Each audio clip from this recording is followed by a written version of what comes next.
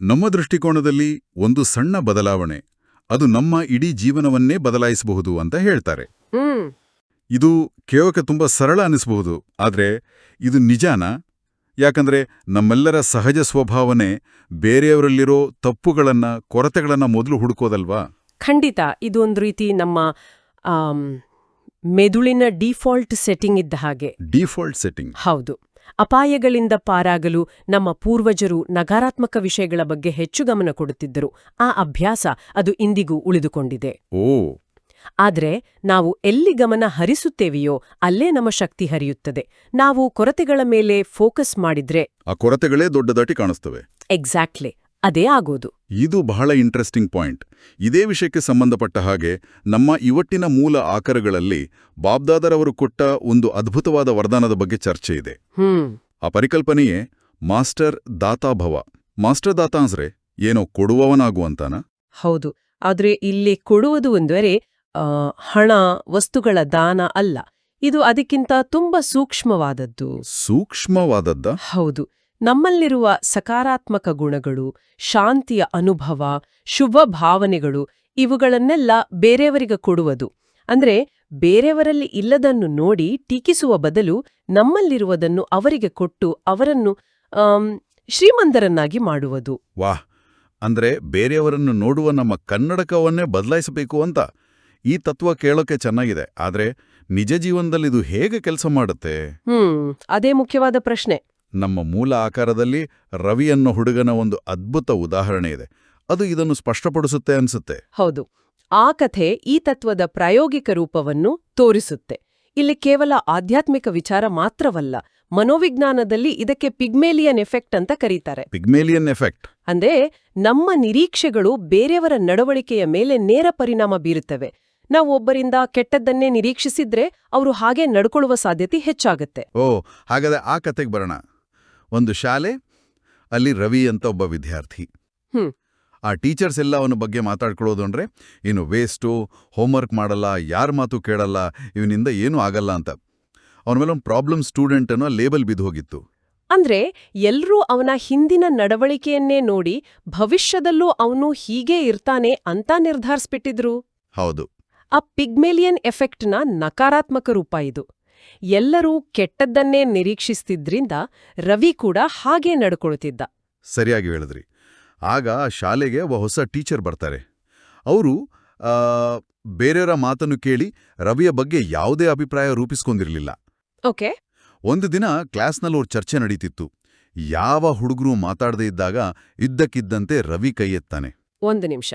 ಬೇರೆ ಶಿಕ್ಷಕರಾಗಿದ್ರೆ ಬಹುಶಃ ಸುಮ್ನೆ ಕೂರು, ನಿನಗೆ ಗೊತ್ತಿಲ್ಲ ಅಂತ ಹೇಳ್ಬಿಡ್ತಿದ್ರು ಅಲ್ವಾ? ಯಾಕಂದ್ರೆ ಅವನ ಹಳೆಯ ರೆಕಾರ್ಡ್ ಹಾಗಾಗಿತ್ತು. ಖಂಡಿತ ಖಂಡಿತ. ಆದ್ರೆ ಈ ಟೀಚರ್ ಅವನಿಗೆ ಅವಕಾಶ ಕೊಡ್ತಾರೆ. ರವಿ ಕೊಟ್ಟ ಉತ್ತರ ಎಲ್ಲರ ನಿರೀಕ್ಷೆಗೂ ಮೀರಿದು. ಅದು ಬಹಳ ಸೃಜನಾತ್ಮಕವಾಗಿತ್ತು. ಆ ಕ್ಷಣದಲ್ಲಿ ಆ ಹೊಸ ಟೀಚರ್ ಮಾಡಿದ್ದೇನು ಅನ್ನೋದೇ ಈ ಕಥೆಯ ಜೀವಾಳ. ಏನ್ ಮಾಡಿದ್ರು? ಅವರು ರವಿಯ ಇಡೀ ನೆಗೆಟಿವ್ ಹಿಸ್ಟ್ರಿಯನ್ನು ಪಕ್ಕಕ್ಕಿಟ್ಟು ಆ ಒಂದು ಕ್ಷಣದಲ್ಲಿ ಅವನು ತೋರಿಸಿದ ಆ ಸೃಜನಶೀಲತೆಯ ಗುಣವನ್ನು ಮಾತ್ರ ನೋಡಿದ್ರು. ನೀವು ಹೇಳಿದ ಅಂಶ ಬಹಳ ಮುಖ್ಯ. ಇದನ್ನೇ ಒಂದು ಕ್ಷಣದ ಶಕ್ತಿ ಅಂತ ಹೇಳ್ಬಹುದು. ಆ ಶಿಕ್ಷಕರು ಅವನ ನೂರಾರು ತಪ್ಪುಗಳನ್ನು ಮರೆತು ಆ ಒಂದಸರಿ ಉತ್ತರವನ್ನು ಹಿಡಿದುಕೊಂಡ್ರು. ಅಲ್ಲಿಂದ ಅವರು ರವಿಗೆ ಗುಣದ ದಾನ ಮಾಡಲು ಪ್ರಾರಂಭಿಸಿದ್ರು. ಅವರ ದೃಷ್ಟಿ ಬದಲಾಯಿತು. ಪೂರ್ತಿಯಾಗಿ ಬದಲಾಯಿತು. ಹೌದು. ಅವರು ರವಿಯನ್ನು ನೋಡಿದಾಗಲ್ಲ, ನಿನ್ನ ಯೋಚನಾ ಲಹರಿ ತುಂಬಾ ಚೆನ್ನಾಗಿದೆ, ನಿನ್ನಲ್ಲಿ ಒಂದು ವಿಶೇಷ ಶಕ್ತಿ ಇದೆ ಅಂತ, ಪ್ರಯತ್ನ ಪಟ್ರೆ ನೀನ್ ಎಲ್ಗೂ ಹೋಗ್ತೀಯಾ ಅಂತ ಹೇಳೋಕ್ ಶುರು ಮಾಡಿದ್ರು. ಇದು ಕೇವಲ ಸುಳ್ಳು ಹೊಗಳಿಕೆ ಆಗಿರ್ಲಿಲ್ಲ. ಖಂಡಿತ ಅಲ್ಲ. ಅದು ಅವರು ನಿಜವಾಗಿಯೂ ಅವನಲ್ಲಿ ಕಂಡಿದ್ದ ಒಂದು ಗುಣದ ದೃಢೀಕರಣವಾಗಿತ್ತು. ಅವನೇ. ಅದು ರವಿಯ ಆತ್ಮವಿಶ್ವಾಸವನ್ನು ಹೆಚ್ಚಿಸಿತು. ಹೌದು. ಆ ಶಿಕ್ಷಕರ ಸಕಾರಾತ್ಮಕ ನಿರೀಕ್ಷೆ ಅವನ ನಡವಳಿಕೆಯನ್ನೇ ಬದಲಾಯಿಸಲು ಪ್ರೇರೇಪಿಸಿತು. ಇದರ ಪರಿಣಾಮ ಕೆಲವೇ ತಿಂಗಳುಗಳಲ್ಲಿ ರವಿ ಸಂಪೂರ್ಣ ಬದಲಾದ. ಓದಿನಲ್ಲಿ ಆಸಕ್ತಿ ಬಂತು. ಕ್ಲಾಸ್ನಲ್ಲೇ ಒಬ್ಬ ಚುರುಕು ವಿದ್ಯಾರ್ಥಿ ಅಂತ ಗುರುತಿಸಲ್ಪಟ್ಟ. ಅದ್ಭುತ.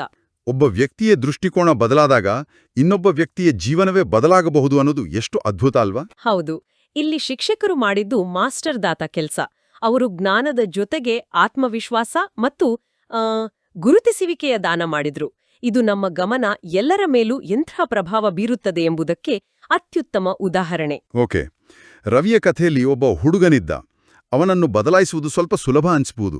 ಆದರೆ ನಮ್ಮ ಜೀವನದಲ್ಲಿ ಬದಲಾಯಿಸಲೇ ಸಾಧ್ಯವಿಲ್ಲ ಅನ್ನಿಸುವಂತಹ ಹಠಮಾರಿ ದೊಡ್ಡವರಿರ್ತಾರಲ್ಲ, ಅವರ ವಿಷಯದಲ್ಲಿ ಈ ತತ್ವ ಕೆಲಸ ಮಾಡುತ್ತಾ? ಒಳ್ಳೆ ಪ್ರಶ್ನೆ.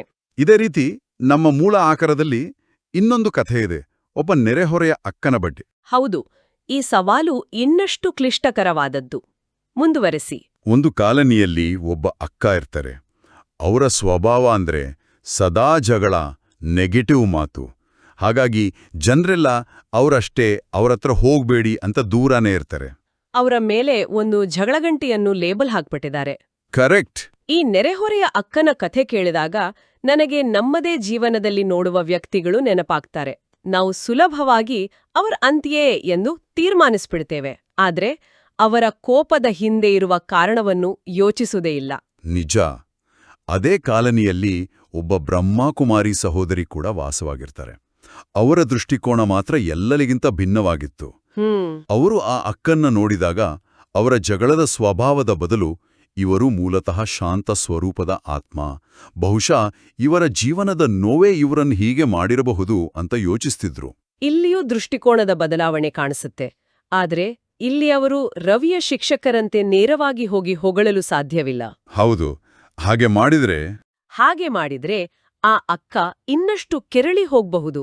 ಹಾಗಾದ್ರೆ ಅವರು ಬಳಸಿದ ತಂತ್ರವಾದರೂ ಏನು? ಅವರು ಬಳಸಿದ ವಿಧಾನವೇ ಮಾಸ್ಟರ್ ದಾತಾ ತತ್ವದ ಇನ್ನೊಂದು ಆಯಾಮ. ಅವರು ವಾದ ಮಾಡಲಿಲ್ಲ, ಉಪದೇಶವನ್ನೂ ಮಾಡಲಿಲ್ಲ. ಓಕೆ. ಬದಲಿಗೆ ಆ ಅಕ್ಕ ಕೋಪದಿಂದ ಮಾತನಾಡಿದಾಗ ಇವರು ಶಾಂತವಾಗಿ ಮೌನವಾಗಿರುತ್ತಿದ್ದರು. ನಕಾರಾತ್ಮಕತೆಗೆ ತಮ್ಮ ಶಕ್ತಿಯನ್ನು ಕೊಟ್ಟು ಅದನ್ನು ದೊಡ್ಡದು ಮಾಡಲಿಲ್ಲ. ಇದು ಮೊದಲ ಹೆಜ್ಜೆ. ಬೆಂಕಿಗೆ ತುಪ್ಪ ಸುರಿಯುವ ಬದಲು ನೀರು ಹಾಕಿದಂತೆ. ಹೌದು. ಎರಡನೆಯದಾಗಿ ಅವರು ಮನಸ್ಸಿನಲ್ಲೇ ಆ ಅಕ್ಕನಿಗೆ ಶುಭ ಭಾವನೆಗಳನ್ನು ಕಳಿಸುತ್ತಿದ್ದರು. ಮನಸ್ಸಿನಲ್ಲೇ? ಹೌದು. ನೀವು ಶಾಂತವಾಗಿರಿ, ನಿಮಗೆ ಒಳ್ಳೆಯದಾಗಲಿ ಅಂತ ಸಂಕಲ್ಪ ಮಾಡುತ್ತಿದ್ದರು. ಅವರ ಹೊರಗಿನ ನಡವಳಿಕೆ ಹೇಗೆ ಇರಲಿ, ಅವರ ಒಳಗಿನ ಆತ್ಮಕ್ಕೆ ಗೌರವ ಕೊಡುತ್ತಿದ್ದರು. ಇದು ಬಹಳ ಕುತೂಹಲಕಾರಿ ಅಂಶ. ಮೂಲ ಆಕಾರದಲ್ಲಿ ಇದನ್ನು ಮನಸ್ಸಾ ಸೇವೆ ಅಂದ್ರೆ ಮನಸ್ಸಿನ ಮೂಲಕ ಮಾಡುವ ಸೇವೆ ಅಂತ ಕರೆಯುತ್ತಾರೆ. ಮನಸ್ಸಾ ಸೇವೆ? ಹೌದು. ನಮ್ಮ ಆಲೋಚನೆಗಳು, ನಮ್ಮ ಭಾವನೆಗಳು ಕೇವಲ ನಮ್ಮೊಳಗೆ ಉಳಿಯುವುದಿಲ್ಲ. ಅವು ಒಂದು ರೀತಿಯ ಶಕ್ತಿಯ ಅಲೆಗಳಂತೆ ಹೊರಹೊಮ್ಮಿ ಎದುರಿಗಿರುವವರ ಮೇಲೆ ಪ್ರಭಾವ ಬೀರಬಲ್ಲವು. ಇದನ್ನೇ ಮೌನ ಸೇವೆ ಅಂತಲೂ ಹೇಳಬಹುದು. ಆದ್ರೆ ಒಂದು ನಿಮಿಷ, ಕೇವಲ ಮನಸ್ಸಿನಲ್ಲಿ ಒಳ್ಳೆಯದನ್ನು ಅಂದುಕೊಂಡ್ರೆ ಬೇರೆಯವರು ಬದಲಾಗ್ಬಿಡ್ತಾರಾ? ಇದು ಕೇಳಕ್ ಸ್ವಲ್ಪ ನಂಬಕ್ಕಷ್ಟ ಅನ್ಸುತ್ತೆ. ಇದು ಹೇಗೆ ಕೆಲಸ ಮಾಡುತ್ತೆ? ಒಳ್ಳೆ ಪ್ರಶ್ನೆ. ಇದು ಮ್ಯಾಜಿಕ್ ಅಲ್ಲ, ಇದು ಸೈಕಾಲಜಿ. ನಾವು ಒಬ್ಬರ ಬಗ್ಗೆ ಸಕಾರಾತ್ಮಕವಾಗಿ ಯೋಚಿಸಿದಾಗ ನಮ್ಮ ದೇಹ ಭಾಷೆ, ನಮ್ಮ ಕಣ್ಣೋಟ, ನಮ್ಮ ಮಾತುಗಳಲ್ಲಿನ ಸಣ್ಣ ಕಂಪನ ಇವೆಲ್ಲವೂ ಬದಲಾಗುತ್ತೆ. ನಾವು ಶಾಂತವಾಗಿದ್ದಾಗ ನಮ್ಮ ಉಪಸ್ಥಿತಿಯೇ ಎದುರಿಗಿರುವವರ ಕೋಪವನ್ನ ಕಡಿಮೆ ಮಾಡಬಲ್ಲದು. ನಮ್ಮ ಶಾಂತಿಯುತ ವೈಬ್ರೇಷನ್ಸ್ ಅವರ ಕೋಪದ ವೈಬ್ರೇಷನ್ಸ್ ಅನ್ನು ನ್ಯೂಟ್ರಲೈಸ್ ಮಾಡುತ್ತವೆ. ಹಾಗೆ. ಸರಿ. ಇದರ ಫಲಿತಾಂಶ ಏನಾಯ್ತು? ನಿಧಾನವಾಗಿ ಆ ಅಕ್ಕ ಬದಲಾಗಲು ಶುರು ಮಾಡಿದ್ರು. ಅವರ ಜಗಳಗಳು ಕಡಿಮೆ ಆದವು. ಹೌದಾ? ಹೌದು. ಒಂದು ದಿನ ಅವರೇ ಆ ಬ್ರಹ್ಮಕುಮಾರಿ ಸಹೋದರಿಯ ಬಳಿ ಬಂದು, ನಿನ್ನ ಜೊತೆ ಮಾತನಾಡಿದಾಗ ಮನಸ್ಸಿಗ್ಯಾಕೋ ಒಂಥರ ಶಾಂತಿ ಸಿಗುತ್ತೆ ಅಂತ ಹೇಳಿದ್ರು. ವಾವ್! ನೋಡಿ, ಯಾವುದೇ ಉಪದೇಶವಿಲ್ಲದೆ ಕೇವಲ ಶುಭ ಭಾವನೆ ಮತ್ತು ಶಾಂತ ದೃಷ್ಟಿಯ ಮೂಲಕ ಎಂತಹ ದೊಡ್ಡ ಪರಿವರ್ತನೆ. ಅದ್ಭುತ. ಹಾಗಾದ್ರೆ ಈ ಎರಡೂ ಕಥೆಗಳಿಂದ ನಾವು ಕಲಿಬೇಕಾದ ಪಾಠಗಳೇನು? ಇದನ್ನೆಲ್ಲ ನಮ್ಮ ದೈನಂದಿನ ಜೀವನದಲ್ಲಿ ಹೇಗೆ ಅಳವಡಿಸಿಕೊಳ್ಳೋದು? ಉದಾಹರಣೆಗೆ, ಆಫೀಸ್ನಲ್ಲಿ ಒಬ್ಬ ಸಹೋದ್ಯೋಗಿ ಪದೇ ಪದೇ ತಪ್ಪು ಮಾಡುತ್ತಿದ್ದರೆ ಅವರನ್ನ ಅಸಮರ್ಥ ಅಂತ ಲೇಬಲ್ ಮಾಡುವ ಬದಲು ಈ ತತ್ವವನ್ನು ಹೇಗೆ ಬಳಸುವುದು? ಉತ್ತಮ ಪ್ರಶ್ನೆ. ಆ ಸಹೋದ್ಯೋಗಿ 10 ಕೆಲಸಗಳಲ್ಲಿ 9 ತಪ್ಪು ಮಾಡಬಹುದು, ಆದರೆ ಒಂದು ಕೆಲಸವನ್ನು ಚೆನ್ನಾಗಿ ಮಾಡಬಹುದು ಅಲ್ವಾ? ಹೌದು, ಖಂಡಿತ. ಆ ಒಂದು ಒಳ್ಳೆಯ ಕೆಲಸದ ಮೇಲೆ ಗಮನಹರಿಸಿ, ನೀವು ಈ ಕೆಲಸವನ್ನು ತುಂಬಾ ಚೆನ್ನಾಗಿ ಮಾಡಿದ್ದೀರಿ, ನಿಮ್ಮ ಈ ಸ್ಕಿಲ್ ಅದ್ಭುತವಾಗಿದೆ ಎಂದು ಪ್ರಾಮಾಣಿಕವಾಗಿ ಹೇಳಿದಾಗ ಅವರ ಆತ್ಮವಿಶ್ವಾಸ ಹೆಚ್ಚುತ್ತದೆ. ಆಗ ಪಿಗ್ಮೇಲಿಯನ್ ಎಫೆಕ್ಟ್ ಇಲ್ಲಿ ಕೆಲಸ ಮಾಡಲು ಶುರು ಮಾಡುತ್ತದೆ. ಹಾಗೆಯೇ ಮನೆಯಲ್ಲಿ ಯಾರಾದ್ರೂ ಸದಾ ಕೋಪ ಮಾಡಿಕೊಳ್ಳುತ್ತಿದ್ದರೆ ಅವರ ಕೋಪಕ್ಕೆ ನಮ್ಮ ಕೋಪದಿಂದಲೇ ಉತ್ತರ ಕೊಡುವುದು ಸಾಮಾನ್ಯ. ಆದರೆ ಈ ತತ್ವದ ಪ್ರಕಾರ ನಾವು ಆ ಸಹೋದರಿಯಂತೆ ಮನಸಾ ಸೇವೆಯನ್ನು ಪ್ರಯತ್ನಿಸಬಹುದು ಅಲ್ವಾ? ಖಂಡಿತ. ಇದು ಸುಲಭವಲ್ಲ, ಇದಕ್ಕೆ ಅಭ್ಯಾಸ ಬೇಕು. ಅವರ ಕೋಪದ ಕ್ಷಣದಲ್ಲಿ ನಾವು ಮೌನವಾಗಿ ಮನಸ್ಸಿನಲ್ಲೇ ಅವರಿಗೆ ಶಾಂತಿಯ ಸಂಕಲ್ಪಗಳನ್ನು ಕಳುಹಿಸಿದರೆ ತಕ್ಷಣಕ್ಕೆ ರಿಸಲ್ಟ್ ಸಿಗದೇ ಇರಬಹುದು. ಹೌದು, ತಕ್ಷಣವೇ ಫಲಿತಾಂಶ ಸಿಗದೇ ಇರಬಹುದು. ಆದ್ರೆ ನಿರಂತರವಾಗಿ ಹೀಗೆ ಮಾಡಿದಾಗ ಆ ಸಂಬಂಧದಲ್ಲಿ ಖಂಡಿತ ಬದಲಾವಣೆ ಬರ್ತದೆ. ನಾವು ಕೊಡೋವರು ಆಗ್ಬೇಕೇ ಹೊರತು ಅವರಿಂದ ಏನನ್ನೋ ನಿರೀಕ್ಷಿಸುವವರಲ್ಲ. ಈ ಕಥೆಗಳನ್ನೆಲ್ಲ ಕೇಳಿದ ಮೇಲೆ ನನ್ನ ಮನಸ್ಸಲ್ಲೇ ಒಂದು ಪ್ರಶ್ನೆ ಮೂಡ್ತಿದೆ. ನಾನೊಬ್ಬ ದಾತ ಆಗಿದ್ದೇನಾ ಅಥವಾ ಬೇರೆಯವರಲ್ಲಿ ಕೊರತೆ ಹುಡುಕುವನ ಅಂತ? ಇದು ಎಲ್ಲರೂ ಕೇಳ್ಕೊಳ್ಬೇಕಾದ ಪ್ರಶ್ನೆ ಅನ್ಸುತ್ತೆ. ಹೌದಲ್ಲ? ಖಂಡಿತ. ಪ್ರತಿಯೊಬ್ಬರನ್ನು ಭೇಟಿಯಾದಾಗ್ಲೂ ನಾನಿವ್ರಿಗೆ ಏನು ಕೊಡಬಹುದು ಅಂತ ಯೋಚಿಸುವುದೇ ಮಾಸ್ಟರ್ ದಾತಾ ಸ್ಥಿತಿ. ಅದು ಒಂದು ಮುಗುಳ್ನಗೆ ಆಗಿರ್ಬೋದು, ಒಂದು ಒಳ್ಳೆ ಮಾತಾಗಿರ್ಬೋದು, ಅಥವಾ ಕೇವಲ ಒಂದು ಶುಭ ಭಾವನೆ ಆಗಿರಬಹುದು. ಈ ಚರ್ಚೆ ನಿಜವಾಗಿಯೂ ನಮ್ಮ ದೃಷ್ಟಿಕೋನವನ್ನು ಬದಲಾಯಿಸುವಂತಿದೆ. ರವಿಯ ಕಥೆಯಲ್ಲಿ ಶಿಕ್ಷಕರು, ನೆರೆಹೊರೆಯ ಅಕ್ಕನ ಕಥೆಯಲ್ಲಿ ಸಹೋದರಿ ಇಬ್ಬರೂ ತಮ್ಮ ದೃಷ್ಟಿಯನ್ನು ಬದಲಾಯಿಸಿ ಬೇರೆಯವರ ಜೀವನವನ್ನು ಪರಿವರ್ತಿಸಿದರು. ಹೌದು. ಈ ಸಂಭಾಷಣೆಯನ್ನು ಮುಕ್ತಾಯಗೊಳಿಸುತ್ತಾ ಒಂದು ಆಳವಾದ ಆಲೋಚನೆಯನ್ನು ಇಲ್ಲಿ ಮುಂದಿಡಲು ಇಷ್ಟಪಡ್ತೇನೆ. ಓಕೆ. ಇಷ್ಟೊತ್ತು ನಾವು ಬೇರೆಯವರನ್ನು ನೋಡುವ ದೃಷ್ಟಿಯನ್ನು ಬದಲಾಯಿಸುವ ಬಗ್ಗೆ ಮಾತಾಡಿದೆವು. ಹೌದು. ಅದು ಈ ಚರ್ಚೆಯ ಸಾರಾಂಶ. ಆದರೆ ಒಂದು ಕ್ಷಣ ಯೋಚಿಸಿ, ಇದೇ ಮಾಸ್ಟರ್ ದಾತಾಭವ ತತ್ವವನ್ನು ನಮಗೆ ನಾವೇ ಅನ್ವಯಿಸಿಕೊಂಡರೆ ಏನಾಗಬಹುದು? ವಾವ್, ನಾನು ಈ ರೀತಿ ಯೋಚನೆ ಮಾಡಿರ್ಲಿಲ್ಲ. ನಮ್ಮ ಬಗ್ಗೆ ನಾವೇ ದಾತ ಆಗುವುದೇ? ಹೌದು. ನಾವು ದಿನವಿಡೀ ನಮ್ಮ ಬಗ್ಗೆ ನಾವೇ ಏನೆಲ್ಲ ಯೋಚಿಸುತ್ತೇವೆ. ನನಗಿದು ಬರುವುದಿಲ್ಲ, ನಾನು ಇದರಲ್ಲಿ ಸೋತು ಹೋದೆ, ನಾನು ಅಷ್ಟು ಚೆನ್ನಾಗಿಲ್ಲ. ಹೌದು, ನಮ್ಮನ್ನು ನಾವೇ ಟೀಕಿಸಿಕೊಳ್ಳುತ್ತೇವೆ. ನಮ್ಮ ಅತಿದೊಡ್ಡ ವಿಮರ್ಶಕರು ನಾವೇ ಆಗಿರುತ್ತೇವೆ. ನಾವು ನಮ್ಮ ಕೊರತೆಗಳ ಮೇಲೆ, ನಮ್ಮ ತಪ್ಪುಗಳ ಮೇಲೆ ಅತಿಯಾಗಿ ಗಮನ ಹರಿಸುತ್ತೇವೆ.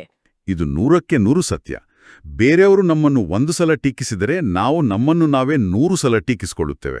ಹಾಗಾದರೆ ಆ ಜಾಗದಲ್ಲಿ ನಾವು ನಮಗೆ ನಾವೇ ಮಾಸ್ಟರ್ ದಾತಾ ಆಗೋಣ. ನಮ್ಮಲ್ಲಿರುವ ಕೊರತೆಗಳ ಬಗ್ಗೆ ಚಿಂತಿಸುವುದನ್ನು ನಿಲ್ಲಿಸಿ, ನಮ್ಮಲ್ಲಿರುವ ಆಂತರಿಕ ಶಕ್ತಿಗಳು, ನಮ್ಮಲ್ಲಿರುವ ಒಳ್ಳೆಯ ಗುಣಗಳು ಮತ್ತು ನಾವು ಸಾಧಿಸಿದ ಸಣ್ಣ ಸಣ್ಣ ಯಶಸ್ಸುಗಳನ್ನು ಮೊದಲು ನಾವೇ ಗುರುತಿಸೋಣ. ನಮ್ಮ ಆತ್ಮಕ್ಕೆ ಮೊದಲು ನಾವು ಪ್ರೋತ್ಸಾಹದ, ಗೌರವದ ಮತ್ತು ಶುಭ ಭಾವನೆಯ ದಾನವನ್ನು ಮಾಡೋಣ. ಅಂದ್ರೆ ಬೇರೆಯವರಿಗೆ ಗುಣಗಳ ದಾನ ಮಾಡುವ ಮೊದಲು ನಮಗೆ ನಾವೇ ಆ ದಾನವನ್ನು ಮಾಡಿಕೊಳ್ಳಬೇಕು. ಖಂಡಿತ. ನಮ್ಮನ್ನು ನಾವು ಸಕಾರಾತ್ಮಕತೆಯಿಂದ ತುಂಬಿಕೊಂಡಾಗ ಬೇರೆಯವರಿಗೆ ಕೊಡುವುದು ಇನ್ನಷ್ಟು ಸಹಜ ಮತ್ತು ಸುಲಭವಾಗುತ್ತದೆ. ಖಂಡಿತ. ನಮ್ಮನ್ನು ನಾವು ಹೇಗೆ ನೋಡುತ್ತೇವೆಯೋ ಜಗತ್ತು ಕೂಡ ನಮ್ಮನ್ನು ಹಾಗೇ ನೋಡಲು ಪ್ರಾರಂಭಿಸುತ್ತದೆ. ಹಾಗಾದರೆ ನಮ್ಮ ಜೀವನದಲ್ಲಿ ನಾವು ಎಂತಹ ದೊಡ್ಡ ಪರಿವರ್ತನೆಯನ್ನು ತರಬಹುದು? ಈ ಆಲೋಚನೆಯೊಂದಿಗೆ ಇಂದಿನ ಈ ಚರ್ಚೆಯನ್ನು ಇಲ್ಲಿಗೆ ಮುಗಿಸೋಣ.